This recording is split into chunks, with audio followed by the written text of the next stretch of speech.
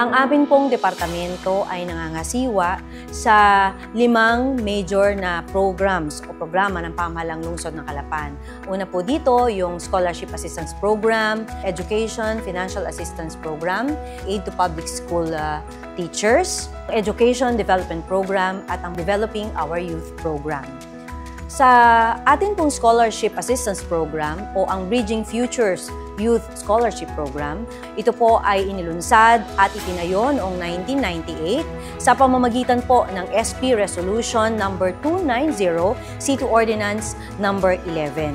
Layunin po ng scholarship program na ito na mabigyan ng pagkakataon ang ating mga kabataang Calapeño na magkaroon ng access to education o tertiary education. Sila po yung mahihirap ngunit karapat-dapat ng mga kabataang Calapeño. Meron po tayong 500 scholar sa iba't ibang eskwelahan sa lungsod ng Calapan at sila po ay nakakatanggap ng scholarship grant na 25,000 pesos kada semester. Ibig sabihin, sa isang taon, kada scholar po ay mayroong 50,000 pesos na ibinabayad po ng pamahalang lungsod ng Calapan sa kanilang tuition and miscellaneous fees. Ang sunod po nating programa under ng City Education Department ay ang Education Financial Assistance Program o yung tinatawag na EDUFAP. Ito po ay upang isulong at pahalagahan ang karapatan sa edukasyon ng mga estudyante ng City College of Calapan at upang makapagbigay ng tulong pinansyal sa kanilang pag-aaral sa kolehiyo.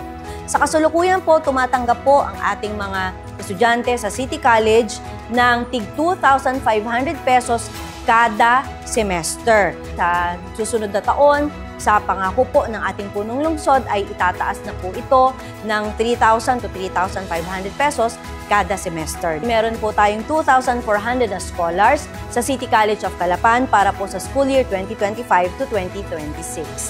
Ang sunod naman po nating programa ay ang Aid to Public School Teachers. Sila po ay nakakatanggap kada taon ng tig 8,000 pesos. Hinahati po ang pagbibigay niyan sa 2 beses sa isang taon. Ang sunod po nating programa sa City Education Department ay itong tinatawag nating Education Development Program.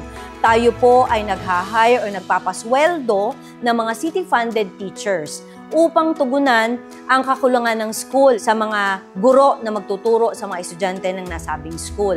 At ang panghuli po nating inisyatiba, ito pong Developing Our Youth or DOY program. Under po nito ay ang Determined to Optimize Youth program kung saan magtatayo po tayo ng Kalap Kalinga Special Education Center. Ang isa pa po nating inisyatiba under po ng DOY program ay ang School Supplies for Elementary Public School Pupils.